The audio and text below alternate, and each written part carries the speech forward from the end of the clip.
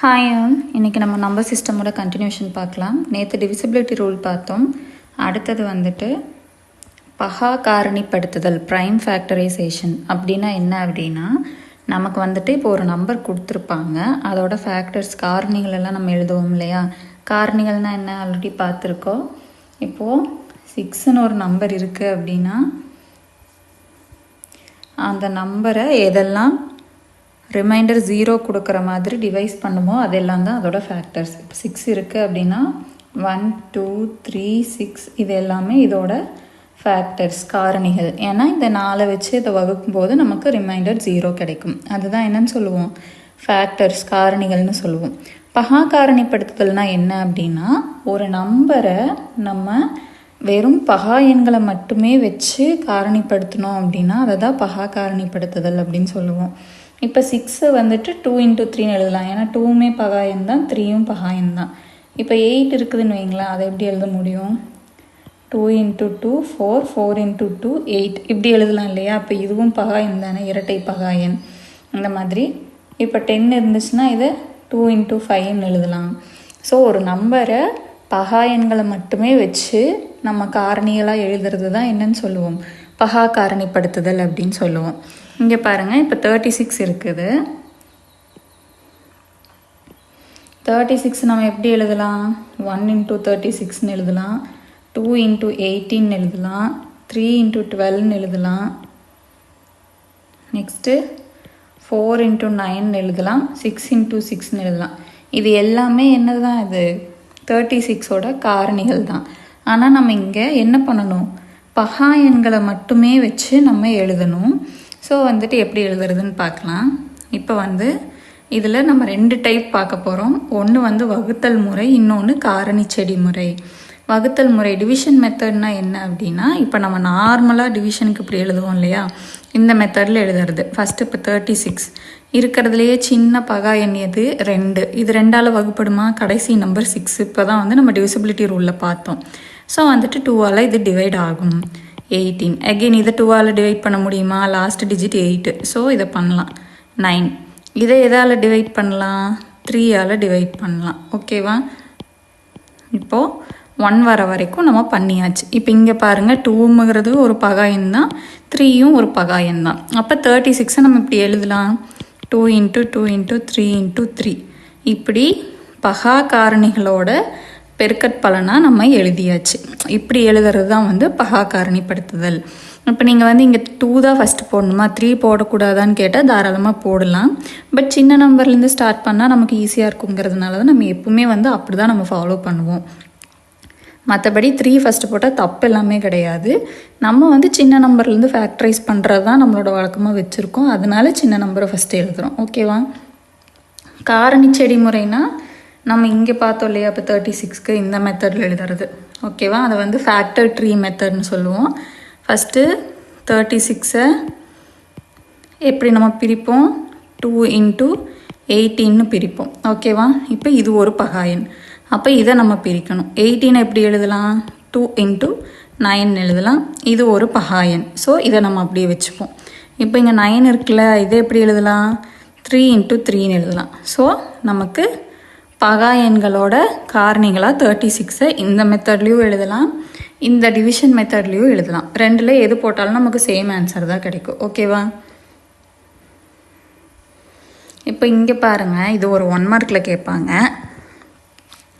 2 மற்றும் 3 என்ற எண்களை தவிர எல்லா பகா எண்களும் 6ன் மடங்குகளை விட 1 அதிகமாகவோ அல்லது 1 குறைவாகவோ இருக்கும். அதாவது என்ன சொல்கிறாங்க அப்படின்னா, இப்போ பகா எண்கள் நமக்கு தெரியும் இல்லையா,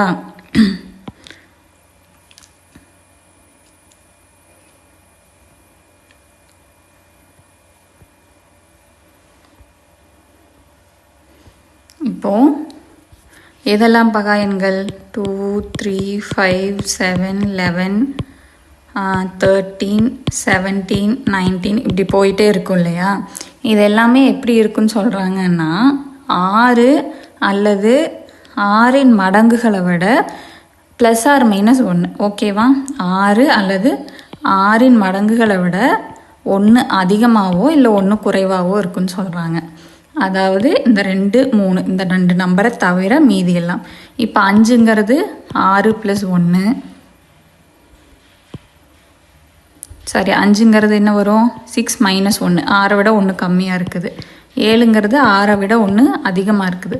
11ங்கிறது 6ஓட மடங்கான 12 விட 1 கம்மியாக இருக்குது. 13ங்கிறது 12 விட 1 அதிகமாக இருக்குது. இப்போ 17ங்கிறது என்ன 18 விட 1 கம்மி. 18ங்கிறது 6னோட மடங்கு. 19னா 6 விட 1 அதிகம். ஓகேவா? ஸோ 2 3 தவிர மீதி இருக்கிற எல்லா பகா எண்களுமே 6 அல்லது 6இன் மடங்கை விட 1 அதிகமாகவோ அல்லது 1 குறைவாகவோ இருக்கும். ஓகேவா? இதெல்லாம் நீங்கள் ஒர்க் அவுட் பண்ணி பாருங்கள். பார்த்துட்டு ஏதாவது உங்களுக்கு வந்து ப்ராப்ளம்ஸ் போட தெரியல, ஐடியா இல்லை அப்படின்னா எக்ஸசைஸ் நம்பர் இல்லை பேஜ் நம்பர் அதை போட்டு எனக்கு கொஸ்டின் நம்பர் வந்து கமெண்ட்டில் சொல்லுங்கள். நான் போட்டு உங்களுக்கு காமிக்கிறேன்.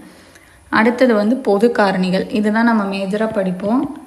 எல்சிஎம், ஹெச்சிஎஃப், இதுதான் இப்போ நம்ம பார்க்க போகிறோம். ஃபஸ்ட்டு மீ பெரு பொது காரணி.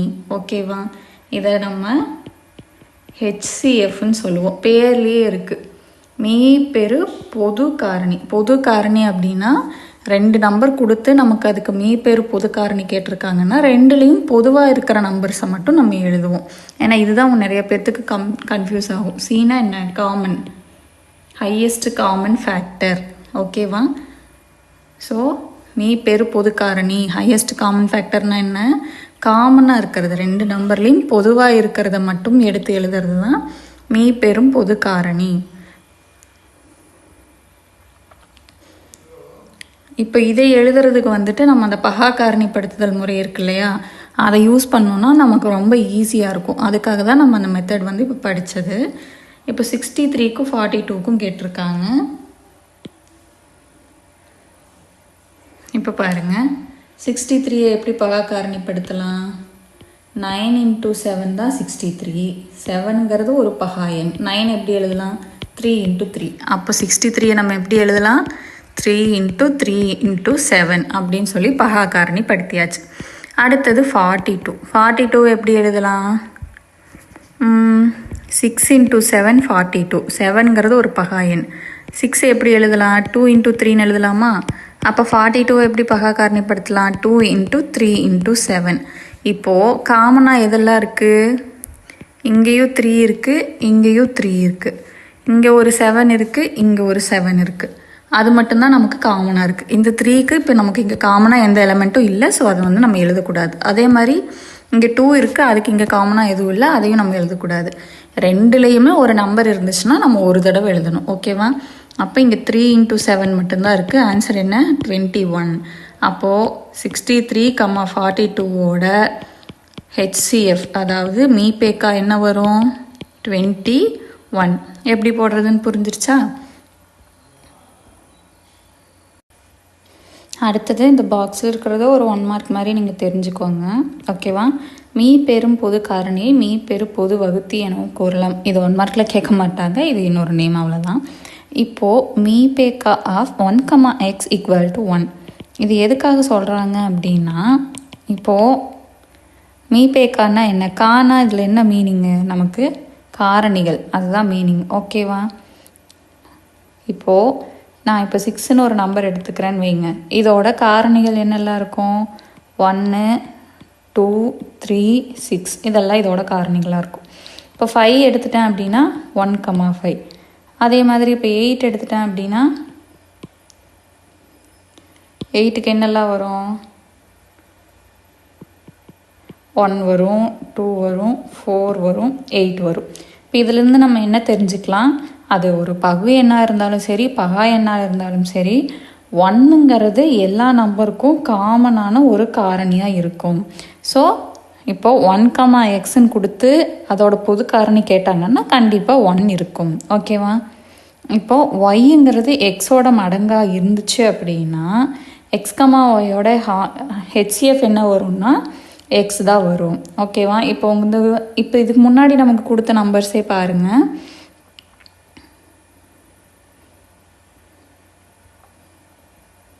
இப்போ 63, 42 கொடுத்துருக்காங்க. இந்த ரெண்டுக்குமே நமக்கு எந்த சம்மந்தமும் கிடையாது. அதே இங்கே பாருங்கள், இப்போ நமக்கு வந்துட்டு 3,6ன்னு கொடுத்துருக்காங்க. 6ங்கிறது என்ன, 3ஓட மடங்கு இல்லையா? இப்போ 2 கொடுத்துட்டு 4ன்னு கொடுத்துருந்தாங்கன்னா 2ஓட மடங்கு தானே 4. அப்போது அதோட HCF என்ன வரும், 2 வரும். அதே மாதிரி இப்போது 4,8 கொடுத்துருக்காங்க அப்படின்னா 4ஓட மடங்கு தானே 8. அப்போ இங்கே 4 வரும். ஓகேவா? இப்போ ஒரு எண்ணோட மடங்கு வந்து கொடுத்துருக்காங்க, அதுக்கு வந்து உங்களுக்கு HCF கேட்டிருக்குறாங்க அப்படின்னா அந்த சின்ன நம்பர் எதுவோ அதுதான் அதோட மீபேக்கா. ஓகேவா? 2 எண்களுக்கான மீப்பெரு பொது காரணி 1 எனில் அவ்வெண்கள் சார்பகா எண்கள் அல்லது இணைப்பகா எண்கள் எனப்படும். சார்பகா எண்களில் 2 எண்களும் பகா எண்களாகவோ 2 எண்களும் பகு எண்ணாகவோ அல்லது ஒன்று பகா எண் மற்றொன்று பகு எண்ணாகவோ இருக்கலாம். சார்பகா நம்பர்னால் என்ன அப்படின்னா, இப்போ நமக்கு 2 நம்பர் கொடுத்துருக்காங்கன்னு வைங்களேன், அதோட மீபேக்கா அதாவது பொது காரணி 1 மட்டும்தான் இருக்கும். ஓகேவா? இப்போ இங்கே வந்து 3யும் 6 கொடுத்துருக்குறாங்கன்னா அதுக்கு 3 வந்து 2க்குமே இருக்கும் காமனாக. அதே மாதிரி இப்போ 4, 8 கொடுத்துருக்காங்கன்னா 2வும் 4ம் இதுக்கு வந்து 2க்குமே காமனாக இருக்கும்.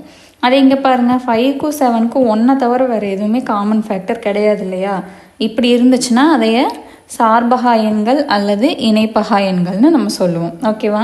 இப்போ இங்கே இந்த 2மே பகு எண்ணாகவும் இருக்கலாம், 2மே பகா எண்ணாகவும் இருக்கலாம், அல்ல 1 பகு எண் இன்னொன்று பகா எண் எப்படி வேணாலும் இருக்கலாம். ஆனால் காமன் ஃபேக்டர் 1 தான் இருக்கணும். ஓகேவா? அப்படி இருந்துச்சுன்னா அது சார்பகா எண்கள் அல்லது இணைப்பகா எண்கள்னு நம்ம சொல்லுவோம். நெக்ஸ்ட் பாருங்கள், வகுத்தல் முறையில் 40 மற்றும் 56க்கு மீபேக்கா காண்க.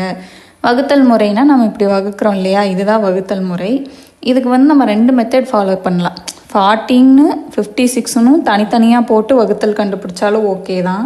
இல்லை இப்படி மொத்தமாக 40க்கும் 56க்கும் போட்டு, இப்போ இது 0ல் முடிஞ்சிருக்குது, இது 6ல் முடிஞ்சிருக்கு. ஸோ நம்ம 2ஆல் டிவைட் பண்ண முடியுமா? முடியும். நெக்ஸ்ட் இங்கே பாருங்கள், இங்கே 20 வரும், இங்கே 28 வரும். 0, 8 எகெயின் நம்ம 2 வச்சு பண்ண முடியும். 2 வச்சு பண்ணால் இங்கே என்ன வரும், 10, இங்கே 14. ஓகேவா? எகெயின் 2ஆல் பண்ண முடியுமா? நம்மளால் முடியும். 5,7. இப்போது இங்கே நமக்கு காமன் ஃபேக்டர் கிடையாது, ஸோ அதை நம்ம அப்படியே விட்டுறணும். ஸோ இப்போ இதோட பகா காரணிகள் என்னவெல்லாம் வருது, 2 × 2 × 2 × 5 × 7. ஓகேவா? சாரி, 5, 7 வராது. ஏன்னா பொதுவான காரணிகள் மட்டும்தான் நம்ம எழுதணும். இங்கே 5, 7 வராது. ஏன்னா இதுக்கு வந்து 2 காமனாக இருக்குது, இதுக்கும் 2 காமனாக இருக்குது, இதுக்கும் 2 காமனாக இருக்குது. 5, 7க்கும் காமன் வந்து கிடையாது 2 நம்பருக்குமே. ஸோ எதெல்லாம் காமனாக இருக்குதோ அதை மட்டும்தான் நம்ம எடுத்து எழுதணும். இப்போ இதோட பெருக்கட் பலன் என்ன, 8. இதுதான் இந்த 40க்கும் 56க்கும் மீபேக்கா. ஓகேவா? இதை நம்ம தனித்தனியாகவும் எழுதலாம். அதையும் காமிச்சிடுறோம் உங்களுக்கு.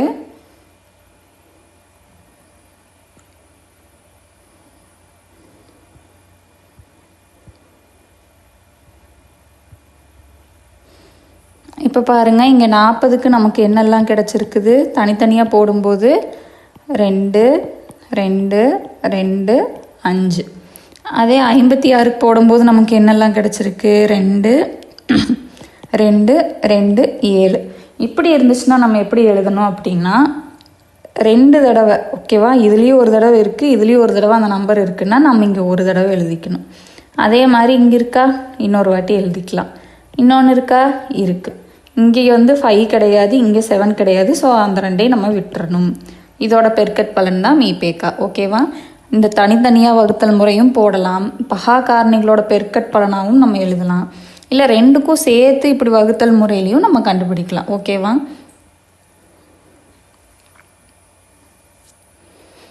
நெக்ஸ்ட் பாருங்கள், 18, 24, 30 ஆகிய எண்களின் மீபேக்கா காண்க.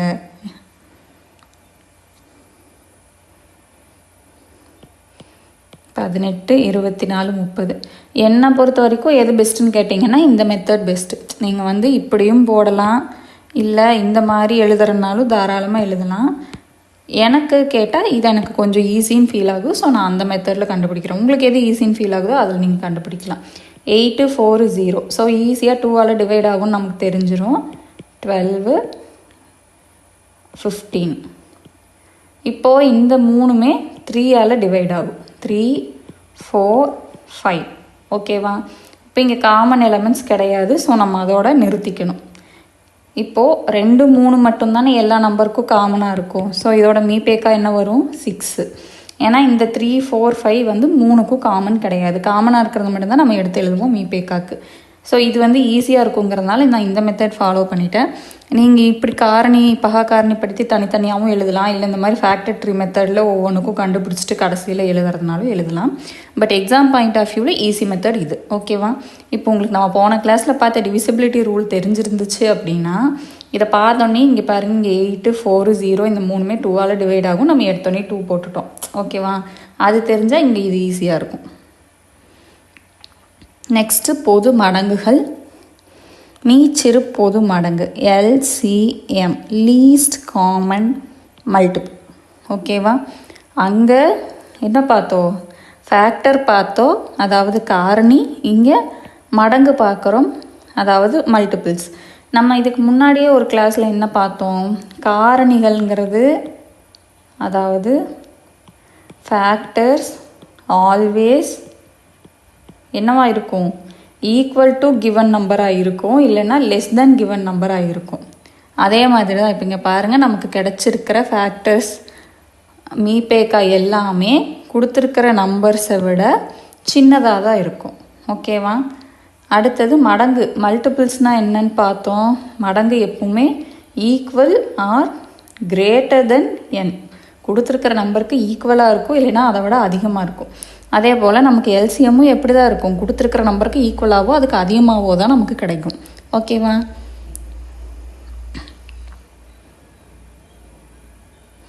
இதையும் நம்ம 2 மெத்தடில் பண்ணலாம். வகுத்தல் முறையிலையும் பண்ணலாம், பகா காரணிப்படுத்துதல் முறையிலையும் பண்ணலாம். உங்களுக்கு எது கன்வீனியன்ட்டோ நீங்கள் அதை பண்ணலாம். இப்போ பாருங்கள், 156 124க்கு நமக்கு கேட்டிருக்கிறாங்க. இது 6 லாஸ்ட் நம்பர், இது 4. ஸோ 2ஆல் டிவைட் ஆகும். 78 62. இங்கே last number 8, last number 2. So இதுவும் 2ஆல் டிவைட் ஆகும். 39, 31. இது வந்து 2ஆல் டிவைட் ஆகாது, பட் 3ஆல் டிவைட் ஆகும். 3ஆல் டிவைட் பண்ணால் 1 3 13. இங்கே என்ன வரும்? 31 டிவைட் பண்ண முடியாது, ஏன்னா இது ஒரு பகா எண். அடுத்தது 13 வச்சு பண்ணோன்னா இங்கே 1, இங்கே 31 அப்படியே தான் வரும். அடுத்தது 31. இப்போ என்ன அப்படின்னா இங்கெல்லாம் வந்துட்டு நம்ம இந்த 3 4 5ஓட நிறுத்தி இருப்போம். அடுத்த ஸ்டெப் போக மாட்டோம். 1 வர்ற வரைக்கும் பண்ண மாட்டோம். ஏன்னா நமக்கு காமனான நம்பர்ஸை மட்டும்தான் நம்ம இங்கே எடுப்போம். காமனான நம்பர்ஸ் இங்கேயே முடியறதுனால நம்ம இந்த வகுத்தில் இங்கேயோட நிறுத்திக்கிறோம். எல்சிஎம்மில் அப்படி கிடையாது. மடங்குங்கிறதுனால நம்ம எல்லா நம்பரையுமே எடுப்போம். ஓகேவா? இப்போ இங்கே நமக்கு என்னென்ன நம்பர்ஸ் கிடைச்சதோ அது எல்லாமே எடுப்போம். ஸோ நம்ம 1 வர்ற வரைக்குமே இந்த வகுத்தில் கண்டினியூ பண்ணுவோம். இங்கே 1 வர வரைக்கும் எடுத்துருக்கோம் இல்லையா? இப்போ பாருங்கள், இங்கே என்னென்ன நம்பர்ஸ் நமக்கு கிடைச்சிருக்குது? 2 × 2 × 3 × 13 × 31. ஸோ இது எல்லாத்தையும் சேர்த்து பெருக்கும்போது நமக்கு என்ன ஆன்சர் கிடைக்குதோ அதுதான் இந்த 2 நம்பரோட மீசிமா, அதாவது எல்சிஎம். ஓகேவா? பகா காரணிப்படுத்துதல் முறையிலையும் நம்ம பண்ணலாம். இப்போ 156க்கு என்ன கிடைக்கும்? 2 × 2 × 3 × 13. இதுதான் 156க்கு. 124க்கு 2 × 62. 62 பிரித்தோம்னா 2 × 31. ஸோ 2 × 2 × 31. ஓகேவா? இப்போ நம்ம என்ன பண்ணணும் அப்படின்னா, இங்கேயும் அப்படி தான். நமக்கு 2 தடவை இருந்துச்சு அப்படின்னா ஒரு தடவை எழுதுனா போதும். 2 × 2 தடவைக்கு ஒரு தடவை எழுதுனா போதும். பேலன்ஸ் இருக்கிறத வந்து நம்ம போன தடவை அதை நம்ம கண்டுபிடிக்கல. ஹெச்சிஎஃப்க்கு நம்ம காமனாக இருக்கிறத மட்டும் எடுத்ததுனால இதோடு நிறுத்தியிருப்போம். எல்சிஎம்க்கு இருக்கிற எல்லாத்தையுமே நம்ம எழுதணும். காமனாக இருக்கிறத மட்டும் ஒரு தடவை எழுதுனா போதும். மீதி எல்லாத்தையும் நம்ம அப்படியே எழுதணும். 3 × 13 × 31. நீங்கள் மல்டிப்ளை பண்ணிங்கன்னா அகெயின் இந்த ஆன்சர் தான் கிடைக்கும். ஓகேவா? இப்போ கிளியராக புரிஞ்சிருக்கும்னு நினைக்கிறேன். நம்ம ஒரு சின்ன சம்மரி மாதிரி பார்க்கலாம்.